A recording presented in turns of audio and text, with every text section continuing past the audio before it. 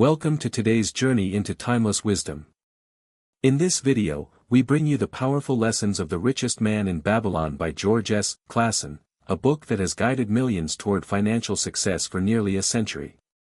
Set in the ancient city of Babylon, these stories are more than just parables, they are proven principles of wealth, prosperity, and financial freedom. From learning how to make your purse grow, to mastering the laws of gold, these lessons are as relevant today as they were thousands of years ago.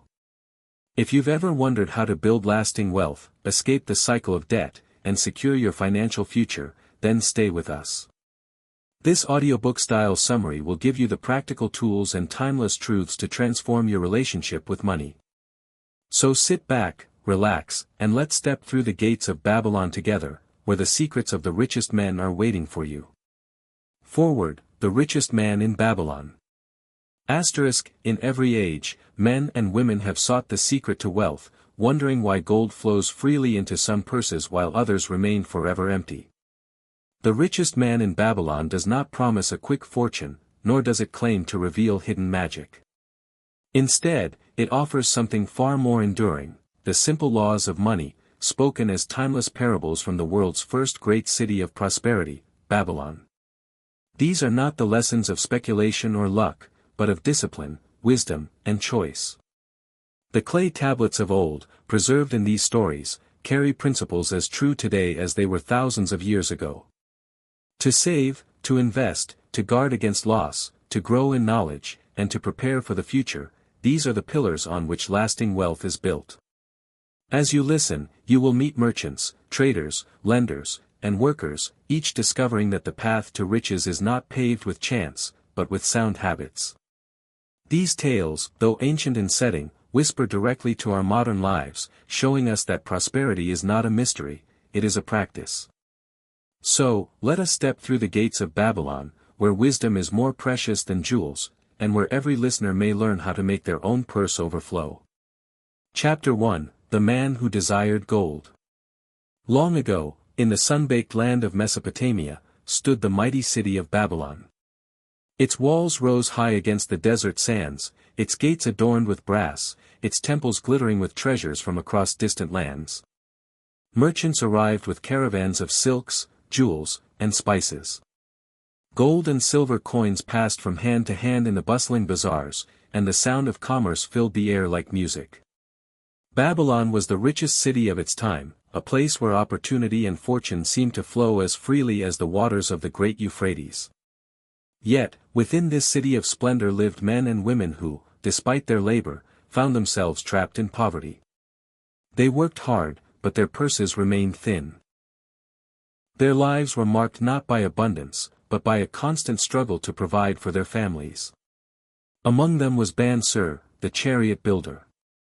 Day after day, he toiled beneath the hot sun, shaping wood, hammering bronze, crafting strong wheels and sturdy frames for the noblemen of Babylon. His chariots were famed for their beauty and strength, and yet, what did Bansur have to show for his endless labor? On this particular day, Bansur sat on the low wall outside his modest home. His tools lay at his side, untouched. His brow furrowed not from the strain of work, but from the weight of his thoughts. His purse was empty, his debts unpaid, and his dreams slipping further away.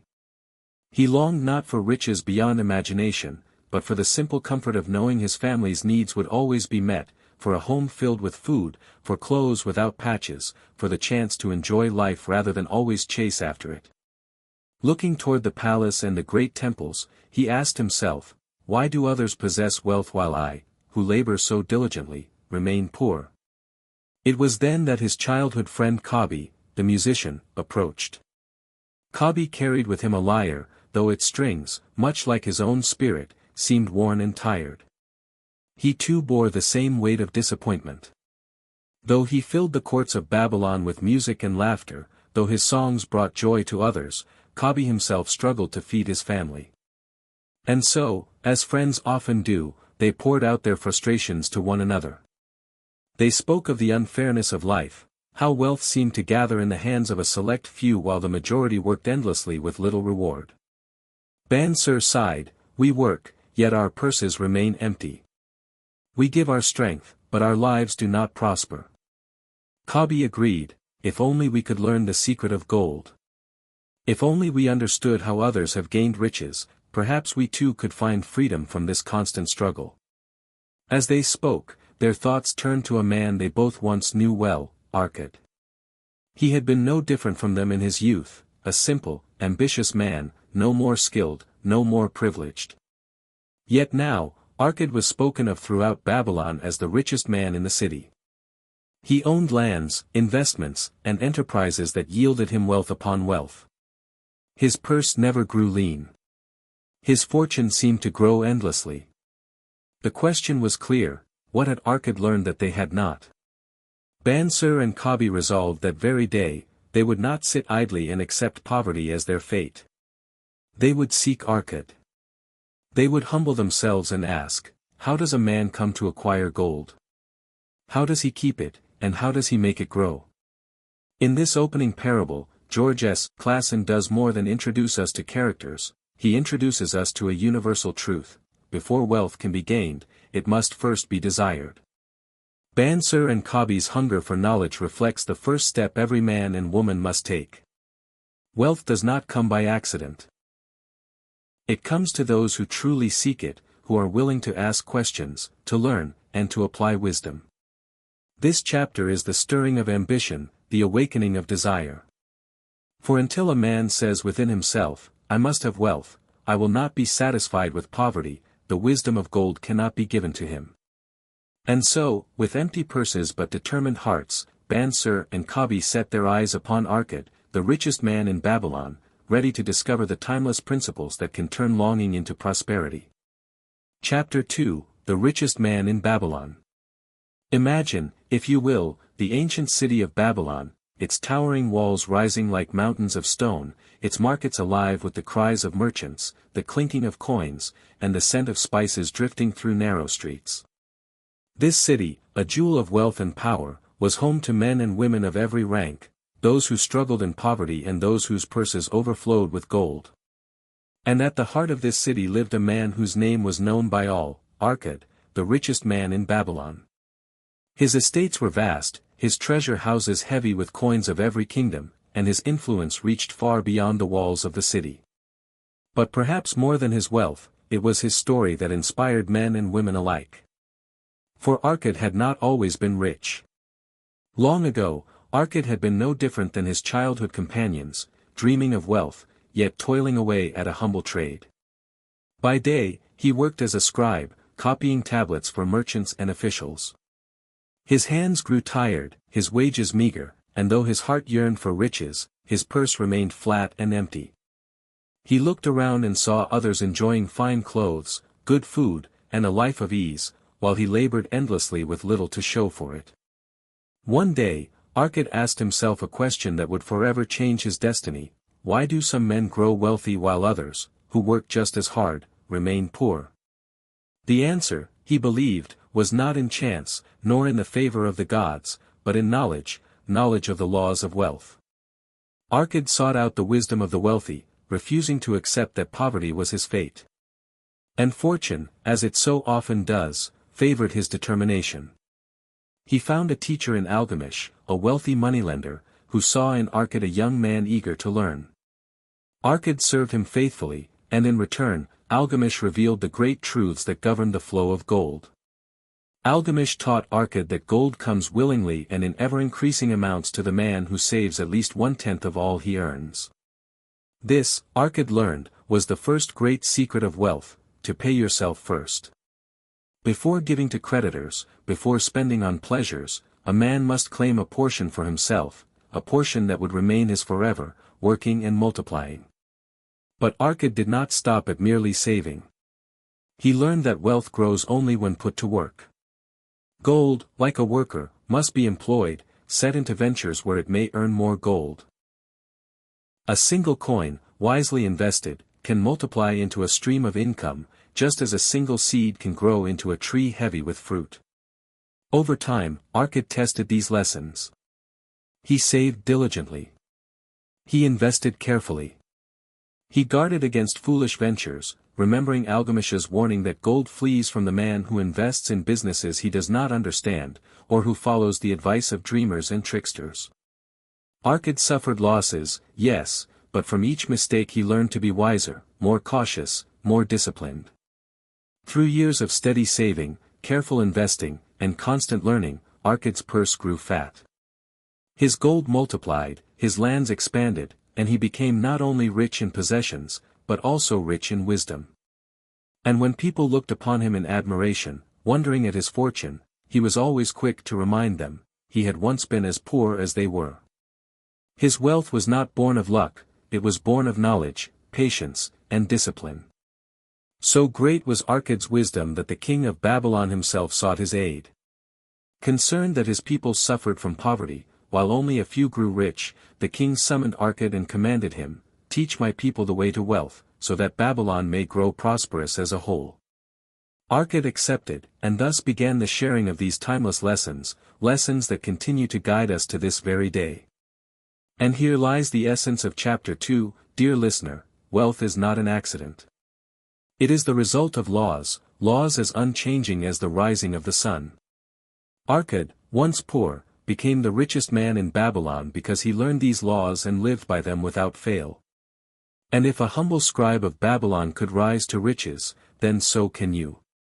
So remember this, save at least 1/10 of all you earn.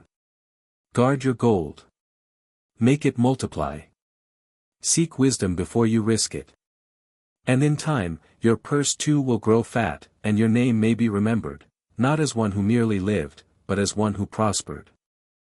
Chapter 3, The 7 Cures for a Lean Purse.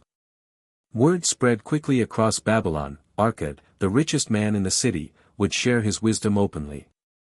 Men of all stations, merchants, artisans, scribes, laborers, gathered in the great hall of learning. The air was thick with anticipation.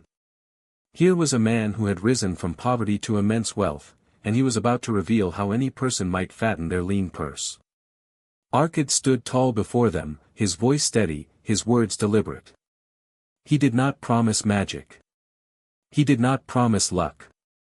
Instead, he promised truth, truth as timeless as the walls of Babylon. And so, he began to teach the 7 cures for a lean purse. The first cure, start thy purse to fattening. A part of all you earn is yours to keep. It is not for your landlord, nor the baker, nor the clothmaker. It is for you, and you alone.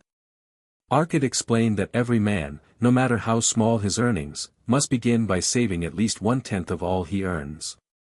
Gold must first be gathered before it can multiply. He told them of his own beginnings, when he was a humble scribe earning little more than scraps.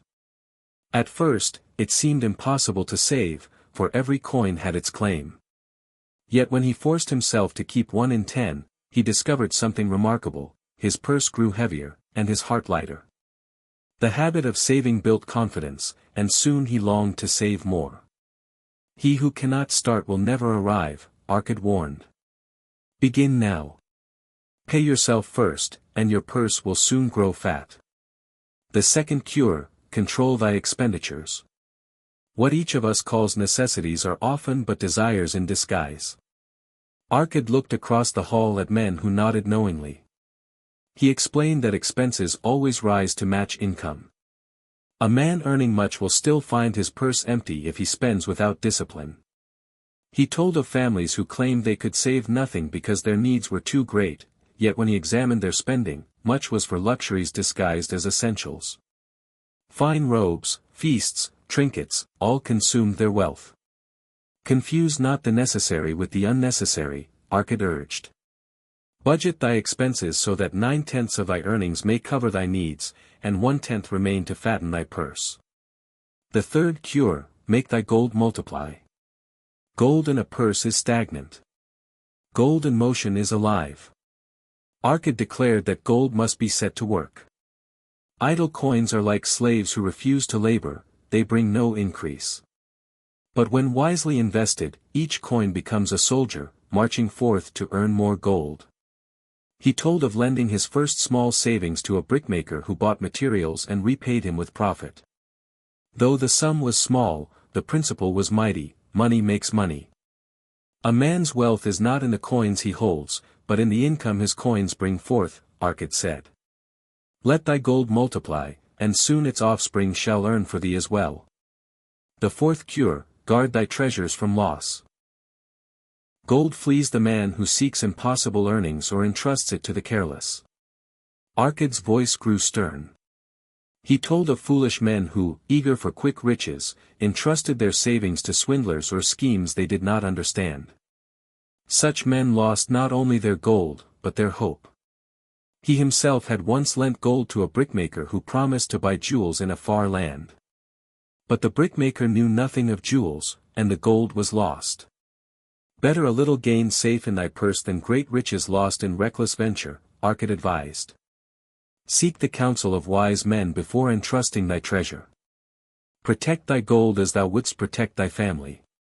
The fifth cure, make of thy dwelling a profitable investment. Own thy home. Let not thy silver flow endlessly into the purse of another. Arcad counseled the men to purchase homes for their families rather than forever rent. A man who owns his dwelling builds security and pride. He told of citizens who, once they built homes upon Babylon's fertile land, found themselves with both stability and the ability to save further. A man with his own house has reduced his living costs. He has created a place to raise his children, and his purse is no longer drained by the landlord. The sixth cure, ensure a future income. Provide in advance for the days when thou art no longer young. Arcad reminded them that time is relentless. Strength fades, the hands grow weak, and the back bends with age. A man must prepare for that day long before it arrives. He spoke of wise men who purchased land, invested in herds, or built enterprises that would provide income even when their own hands could no longer labor. Gold well invested shall provide food, clothing, and shelter long after a man is too old to earn. This is the true mark of wisdom, to secure a future before it is needed. The seventh cure, increase thy ability to earn. A man's wealth grows as his knowledge grows. Finally, Arcad raised his voice so that none could mistake his meaning. The surest way to grow wealth is to grow in ability, skill, and wisdom. A man who learns his craft more fully earns more. A man who seeks knowledge makes wiser investments. A man who betters himself increases his value to others. He who learns more of his trade, who trains his mind, who sharpens his talents, such a man multiplies not only his gold, but his standing in life, Arcad said. The man who ceases to learn has already chosen to cease growing. The great hall was silent when Arcad finished. His 7 cures had been spoken plainly, without riddles, without magic. They were laws, as real as the walls around Babylon. These, my friends, are the cures for a lean purse. They are not secrets, but disciplines. Practice them, and gold will flow to thee as surely as the river flows to the sea. Ignore them, and thy purse shall remain empty, no matter how much thou dost earn. And with that, Arcad dismissed the gathering. Yet his words lingered in the hearts of all who heard. Some scoffed, unwilling to change. But many, oh yes, many, left with renewed determination, clutching the 7 cures as though they were keys to a hidden treasure. For indeed, they were. Chapter 4, Meet the Goddess of Good Luck. Not long after Arcad shared the 7 cures, word spread even farther across Babylon. His teaching stirred the hearts of men, and soon, another question rose from the lips of the people: what of luck? What of fortune? Does not wealth also come by chance, by favor of the gods, by being in the right place at the right time? And so, on another appointed day, the citizens of Babylon gathered once more in the great hall. This time the crowd was even greater, traders from the bazaars, farmers from the fields, soldiers from the garrisons, even noblemen in fine robes. All had come to hear Arcad speak of the mysterious goddess whom men called Luck. Arcad stood before them, calm and deliberate. He raised his hand for silence and said, "Good luck waits ever for those who accept her gifts. But she does not linger long with those who waste opportunity. She favors the man who takes action, not the man who waits in idleness." He paused, then asked the crowd, "Tell me, who among you has ever won gold at chance games, the throw of the dice, the flip of a coin?" Several men lifted their hands proudly, boasting of winnings. But Arkad's next question silenced them, "And how many of you kept that gold, and made it grow?" Slowly, the hands fell. Murmurs spread. For though many had once won, few had anything to show for it now. Arkad smiled gently.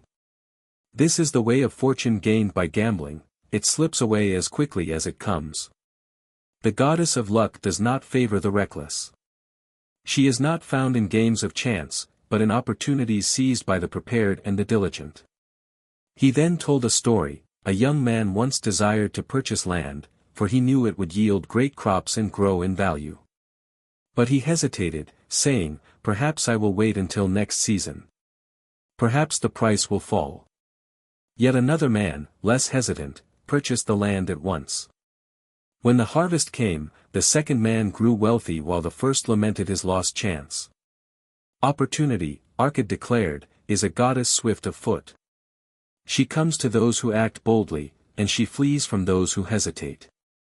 Many men cry that luck has never favored them, yet when fortune knocked, they failed to open the door. A murmur of agreement swept through the hall, for all had known moments of hesitation, moments when they had delayed, only to regret it forever. Arkad continued, "Good luck is not chance. It is the reward of preparation and of action. The man who saves his gold is ready when opportunities appear, while the man with an empty purse must watch them pass by. The man who hesitates loses. The man who acts boldly, with wisdom, finds the goddess of good luck walking at his side." He gave another example. A merchant once learned that a far land had great demand for fine cloth. He considered sending a caravan, but delayed, thinking, "It may be risky. Perhaps I will wait until others try first." Yet by the time he resolved to act, the market was filled, and the profits were gone. His indecision had cost him fortune. "So you see," Arkad said, "the goddess of good luck favors not the timid, nor the dreamers, nor the gamblers. She favors the man who acts when opportunity presents itself. She favors the man who prepares himself by saving gold, by seeking knowledge, by standing ready. To such men, fortune comes often and generously." The great hall was silent as the lesson settled in. Many looked back on their lives, remembering opportunities they had missed because of fear, doubt, or hesitation. Finally, Arkad spoke once more, "Therefore, if you would meet the goddess of good luck, prepare yourselves. Save gold, sharpen your skills, and when chance arrives, act swiftly and wisely. For opportunity waits for no man, and fortune is the companion of those who seize her boldly." And with that, Arkad dismissed the assembly. Yet his words lingered like fire in the hearts of his listeners. From that day, men of Babylon began to look upon fortune not as a fickle goddess who chose her favorites without reason, but as a companion of those who saved, prepared, and acted without hesitation. Thus, the mystery of luck was unraveled. It was never chance at all, but discipline meeting opportunity. Chapter 5, The 5 Laws of Gold. The people of Babylon had learned from Arkad the 7 cures for a lean purse, and they had heard his counsel about the goddess of good luck. Yet many still wondered, once a man begins to save, once his purse grows heavy with gold, how should he use it? How can he be certain that his treasure will not slip away? To answer this, Arkad called another gathering. This time, he came carrying a clay tablet, upon which were inscribed what he called the 5 laws of gold. These laws, he explained, were eternal, unchanging, as true in his day as they would be for generations to come. He began by holding up a bag of coins, heavy with gold, and said, "Gold is plentiful to those who understand its laws. But to those who ignore them, gold will flee. Listen well, for these laws will guard your treasure and guide it to grow." The first law of gold. Gold cometh gladly and in increasing quantity to any man who will put by not less than 1/10 of his earnings to create an estate for his future and that of his family. Arkad's voice was steady. He reminded the crowd that saving is the foundation of wealth. Gold comes willingly to the man who respects it by setting aside a portion of his earnings. He told of a farmer who planted seed each season. Though he consumed much of his harvest, he always saved a portion for planting the next year. In time, his fields multiplied, and his wealth grew abundant. So too, Arkad explained, does gold multiply for the man who saves diligently. This is the first and greatest law, he declared. Save 1/10 of all you earn, and gold will come gladly to your purse. The second law of gold. Gold laboureth diligently and contentedly for the wise owner who finds for it profitable employment, multiplying even as the flocks of the field. Arkad shook the bag of coins in his hand, the gold clinking like music. Gold that sits idle in a purse brings no gain. But gold put to work, wisely invested, multiplies like sheep in the pasture. He told of a merchant who invested his savings in a caravan trade. Though the journey was long, his gold returned with profits, and those profits earned more still. His wealth grew not from luck, but from the law of multiplication. Your gold must labor for you, Arkad said firmly. Let it be your slave, and let its children and children's children work for you as well. The third law of gold.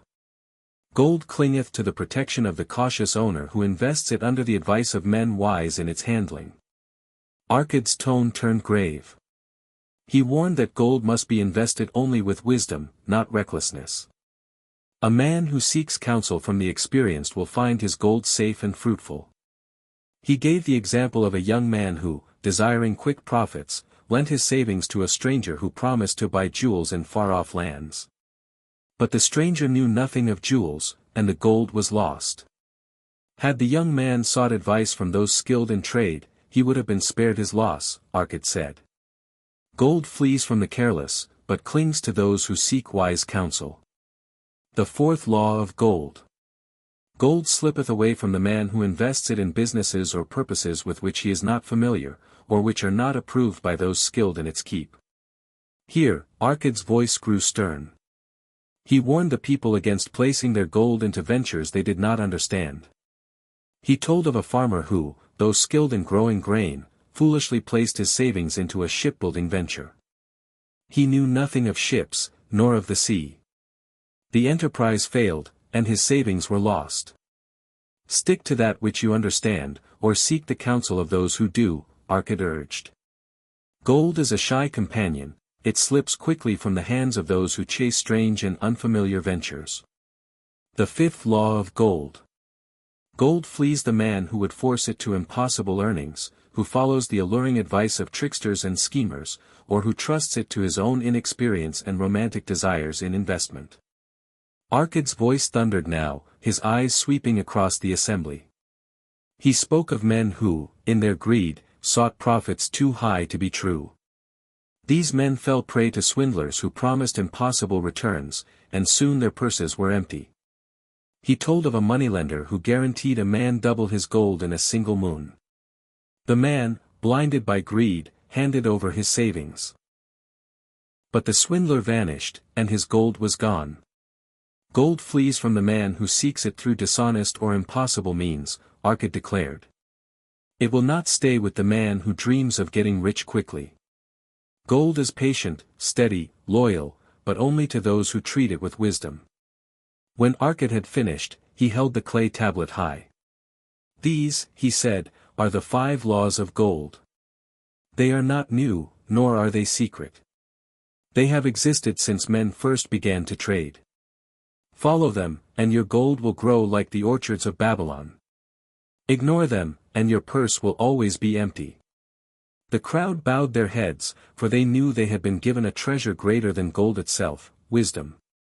For while gold could be lost, these laws could never be taken away. And so the people of Babylon departed, carrying in their hearts the 5 laws of gold, eternal principles that even now, across centuries, remain as unshakable as the very walls of that ancient city. Chapter 6, The Gold Lender of Babylon. In every bustling city, there are those who guard gold, and those who beg for it. Babylon was no different. Merchants sought loans to send caravans across the desert. Farmers needed coin to plant their fields. Young men dreamed of ventures but lacked the means. And so, all paths eventually led to one man, the gold lender, Mathan. Mathan was known across Babylon as a man of both wisdom and great wealth. His house was a fortress, its doors heavy and barred, but inside flowed streams of gold, gold that did not sleep, gold that did not lie idle, but moved constantly, lending and returning, ever growing. For Mathan was no miser. His secret was simple: he lent wisely, and his gold multiplied. One day, a young man named Rodden, a spearmaker of great skill, came to Mathan's home. Rodden had been gifted a large sum of gold by the king himself as reward for his craftsmanship. Now, Rodden held more wealth than he had ever dreamed. But instead of joy, unease weighed heavily upon him. Mathan greeted him warmly. "What troubles you, young spearmaker? Your face is shadowed when it should be bright." Rodden sighed. "I have 10 pieces of gold, given by the king. My sister desires that I lend it to her husband, so he may start a business. Yet he has never succeeded in any venture. If I lend it, I may lose all. If I refuse, my sister will be angered. What should I do?" Mathan leaned forward, his eyes steady. "Ah, you come to me not to borrow, but to learn how to lend. Then listen well, for lending is the surest way to ruin a fool and to enrich the wise. Gold, like a flock of sheep, multiplies when well cared for, but vanishes when given into careless hands." He then opened a great chest beside him. From it, he withdrew small clay tablets, each carved with markings. "These are the records of my loans," he explained. "Each tablet tells the story of a man who came seeking gold, and whether he proved worthy or unworthy of trust." He lifted one tablet and read, "A farmer, experienced and diligent, borrowed gold to purchase oxen. His land was fertile, and he repaid me with ease, along with interest. That was a wise loan, for it was backed by skill, by land, and by the certainty of harvest." He replaced it and lifted another, a brickmaker, dreaming of trading jewels, borrowed gold to buy a caravan. But he knew nothing of jewels, nothing of distant lands. He failed, the caravan was lost, and my gold with it. That was a foolish loan, for it was built on dreams, not knowledge. Mathan turned to Rodden. "Do you see the difference? Lend only when the borrower has the means, knowledge, and reputation to succeed. Deny when he has none. For gold in the hands of a fool will vanish, and only sorrow will return to the lender." Rodden nodded slowly, his heart growing lighter. "Then it is better I anger my sister than to throw my gold into a pit." Mathan smiled. "Indeed. You do no kindness by giving gold to one who cannot keep it. You only burden yourself and deepen their failure. Instead, encourage him to learn a trade, to earn by skill, and then perhaps he will become worthy of borrowing." Rodden considered these words, and for the first time, he understood that wealth was not merely about possession, it was about protection, wisdom, and discernment. Mathan continued, "Remember, young spearmaker, guard your treasure well. Lend it only under the shield of security. Seek a borrower's experience, his honesty, and his means. For a loan should be repaid with interest, and gold should return with children. Otherwise, your flock will dwindle, and you will be left with nothing but regret." The lesson ended, but its wisdom endured. For Rodden learned that generosity must be balanced with prudence, and that true kindness is not in giving foolishly, but in guiding others toward wisdom. And thus, Babylon's gold lender revealed one of the greatest truths of wealth: gold grows only when it is entrusted to the capable, and withers when given to the careless. Chapter 7, The Walls of Babylon. To the ancient traveler, approaching Babylon was like beholding a miracle in stone. Rising from the endless sands of the desert stood its colossal walls, mighty fortifications that seemed to scrape the sky. They stretched for miles, encircling the city like the arms of a god determined to protect its people. Within these walls lived merchants, farmers, craftsmen, priests, and kings, their lives made secure by a barrier that no enemy could easily breach. This chapter reminds us of one simple truth: just as Babylon needed its walls, so too do men and women need protection for their wealth, their homes, and their lives. The story begins in a time when Babylon was under threat. Rumors whispered through the streets that a great army marched toward them, fierce and countless, determined to seize the city and its treasures. Fear gripped many, but those who gazed upon the towering walls felt courage return to their hearts. For the walls were not just stone, they were trust, foresight, and preparation made real. The citizens gathered in the great courtyards, asking the elders, "What will become of us when the enemy arrives? Will the walls hold? Will we survive?" The elders, wise and unshaken, replied, "The walls of Babylon have stood for centuries. They were built by the sweat of men and the vision of kings. They have never failed us, and they shall not fail us now." And indeed, when the enemy encamped outside, their war cries echoing across the desert, Babylon did not tremble. The people did not flee. They trusted in their walls. Days turned to weeks, and though the enemy raged, they could not penetrate the stone bulwark. In time, their strength broke, their provisions dwindled, and they withdrew in defeat.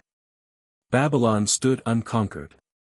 The lesson, simple yet eternal, is this: just as the city's walls guarded its people, so must every person build invisible walls around their life. The narrator's voice deepens, drawing us into reflection. What are the walls that protect you? They are not stone or mortar, but plans and protections, the foresight to guard your family, the wisdom to prepare for illness, misfortune, or old age. Insurance, savings, investments, these are the walls of modern life. Without them, you stand exposed, vulnerable to disaster. But with them, you may sleep in peace, as the people of Babylon once did, even when enemies prowled outside their gates. The story closes with a reminder. The wise do not wait for disaster to strike before seeking protection. They build their walls in times of peace, so they may endure the storms of war.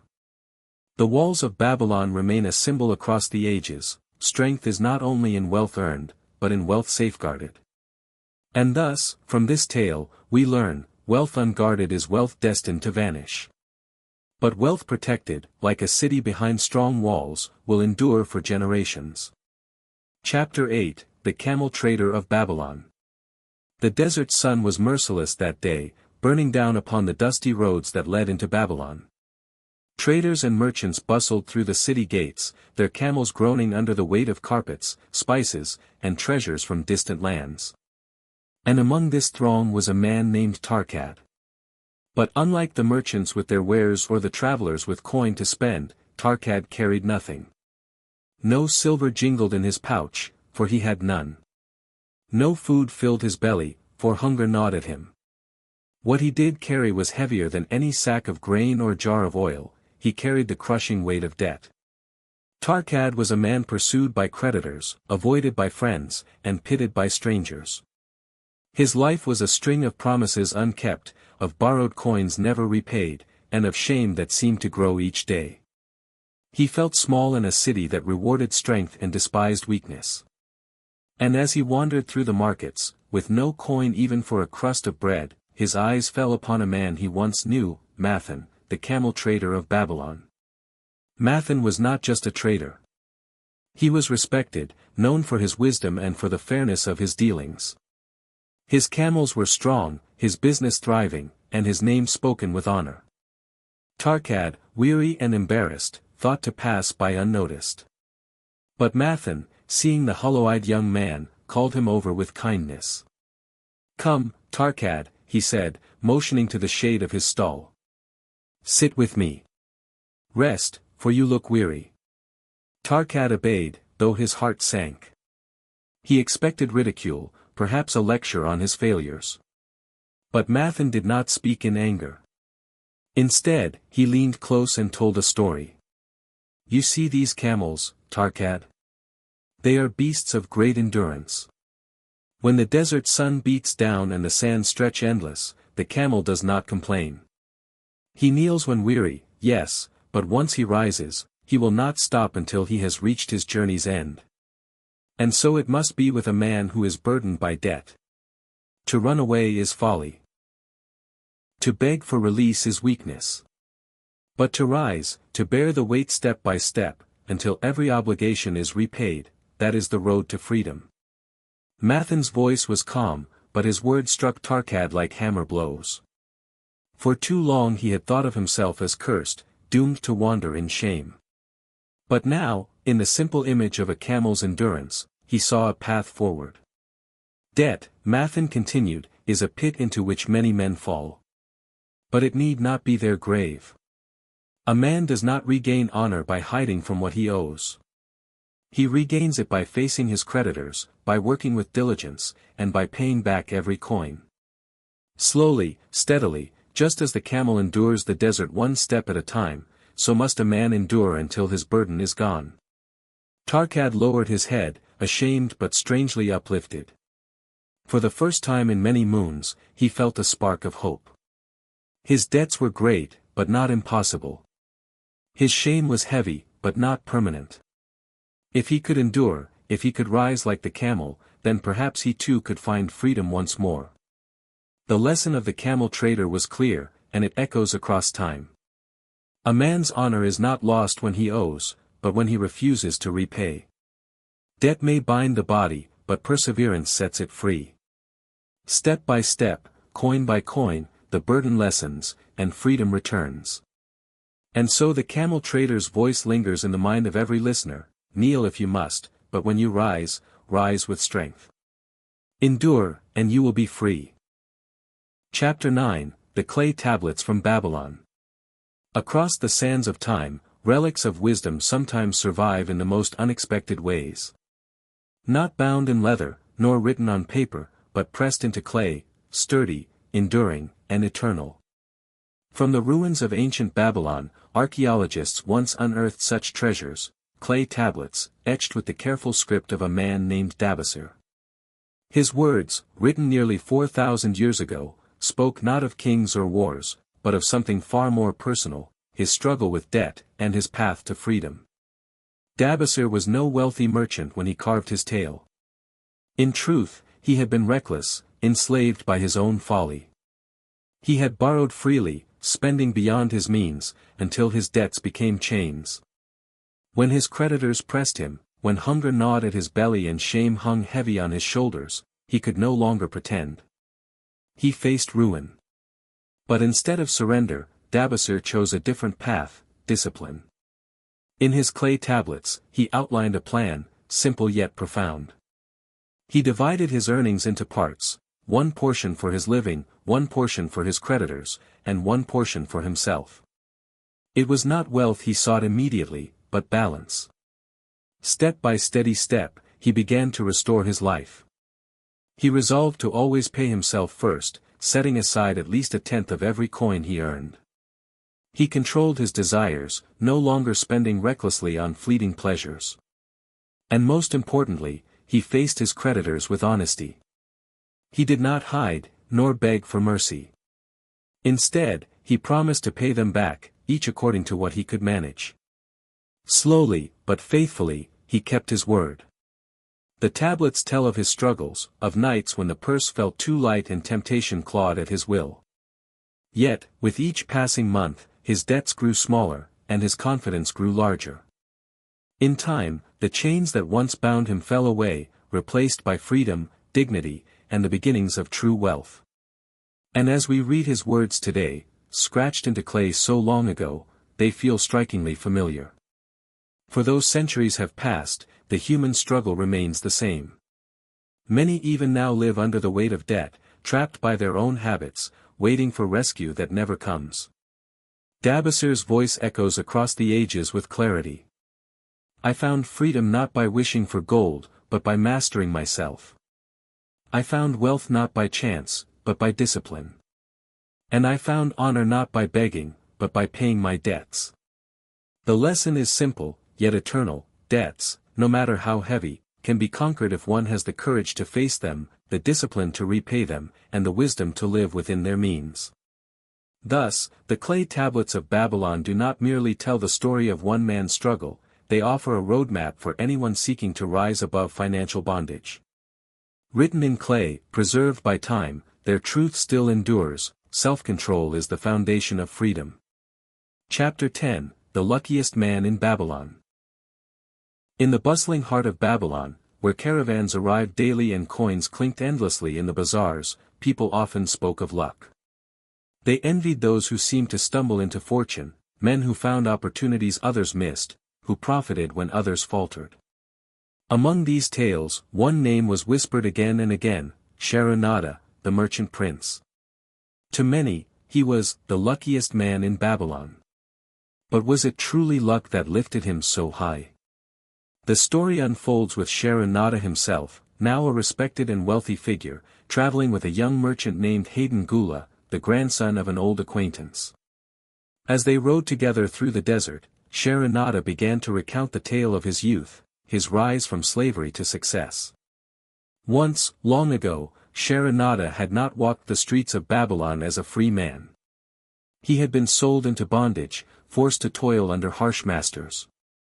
Life seemed hopeless, his future looked sealed in misery. Yet even as a slave, Sharonada made a choice that would define his destiny.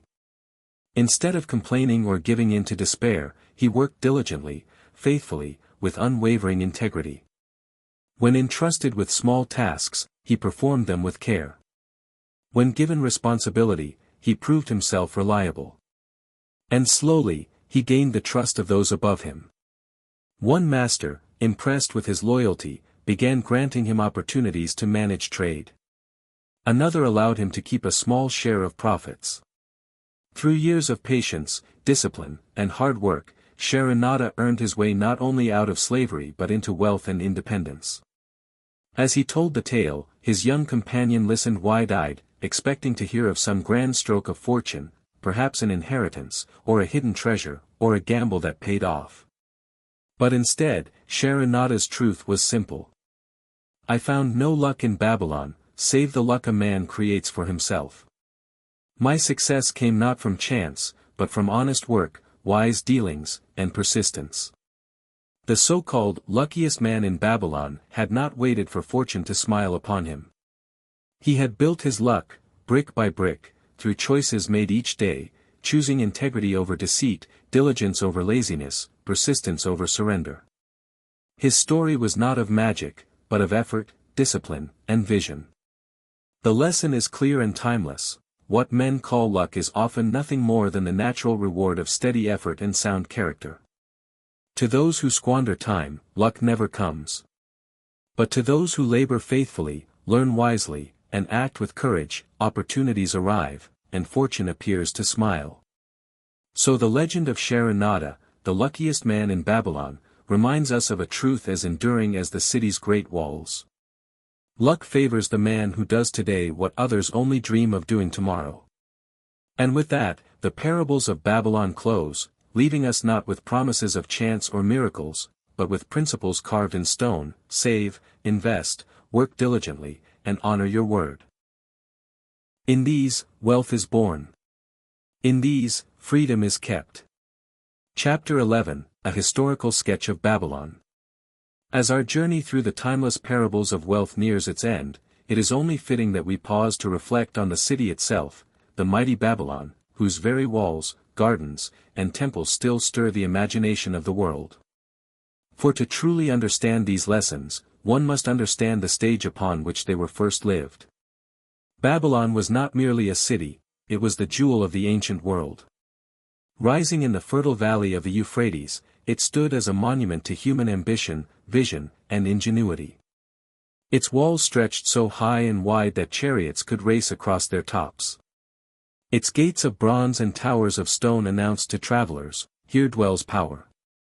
Here lives wealth." The hanging gardens, one of the 7 wonders of the ancient world, rose like green mountains from the desert, tiered gardens watered by ingenious systems of irrigation, built to please a queen who longed for her homeland's lush hills.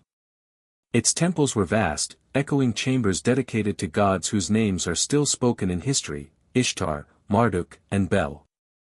But beyond its beauty and splendor, Babylon was remarkable for another reason: its mastery of money. Long before modern banks or financial systems, Babylon developed methods of lending, interest, and written contracts. In its clay tablets, etched with cuneiform, are records of debts, investments, and agreements, proof that these ancient people understood the value of law, discipline, and order in managing wealth. Its economy thrived not because of chance, but because of rules, rules of commerce, of saving, of fairness. Just as its walls protected its people from invasion, its financial principles protected its citizens from ruin. Merchants could trade with confidence, farmers could borrow and repay, laborers could save and invest, all under the assurance that Babylon's system of money was strong. And yet, Babylon did not survive forever. Its walls, once thought impenetrable, eventually fell. Its temples crumbled, its gardens withered, and its grandeur faded into desert dust. But though the city itself disappeared, its wisdom endured. The principles of money that flourished in Babylon have lived on, etched not in stone this time, but in the very habits and laws of civilizations that followed. This historical sketch reminds us that no empire lasts forever, no monument can resist time, but ideas, especially ideas rooted in truth, can outlast kingdoms. The rules of gold that made Babylon rich remain as unshakable today as they were 4,000 years ago: save first, spend wisely, invest carefully, and seek wisdom in all dealings. And so, as we close the story of Babylon, we are left with a vision, not of crumbling ruins, but of living principles. For though the walls of Babylon lie buried beneath the sands of Iraq, the wisdom of its people still stands tall, unchanging, indestructible, eternal. Epilogue: The Eternal Wisdom of Babylon. And so, dear listener, our journey through the ancient gates of Babylon comes to an end. We have walked its bustling marketplaces, listened to its merchants, and sat at the feet of its wisest teachers. We have watched men who were once poor learn the secrets of gold, and we have seen how discipline, patience, and knowledge transform empty purses into treasures that endure. The walls of Babylon may have fallen, its gardens may be gone, but its wisdom has never perished. For money, like time, knows no era, it obeys the same laws today as it did thousands of years ago. A coin in your pocket is no different from the shekel of a Babylonian merchant. It responds to the same truths: it grows when it is saved, it multiplies when it is invested wisely, and it vanishes when it is squandered. The parables of Babylon remind us of something vital: wealth is not a gift of the gods, nor the reward of luck, it is the result of understanding and applying unchanging principles. To pay yourself first. To live below your means. To guard against loss. To seek wise counsel. To make your money serve you instead of being its servant. These are the keys that unlocked prosperity for the people of Babylon, and they remain the keys for us today. Perhaps the greatest lesson of all is that anyone, no matter their station, their struggles, or their starting point, can rise to wealth if they have the discipline to follow these laws. For gold is not reserved for the fortunate few, it comes to those who respect it, care for it, and put it to work. As you close this book, remember, you are not merely a listener of stories from a distant past. You are the heir to an eternal legacy of financial wisdom. The city of Babylon may lie in ruins, but within you, its spirit lives on. Each time you save a coin, each time you resist wasteful spending, each time you choose wisdom over impulse, you are building your own walls of security, your own gardens of prosperity. The richest man in Babylon does not belong only to history. He can live in you. He can live in anyone who dares to live by these truths. So step forward. Let your purse grow fat. Let your future shine bright. And let the wisdom of Babylon guide you, not just toward wealth, but toward freedom, security, and peace of mind. For though empires crumble, and kingdoms fade, true wisdom is eternal. And today, you carry it with you.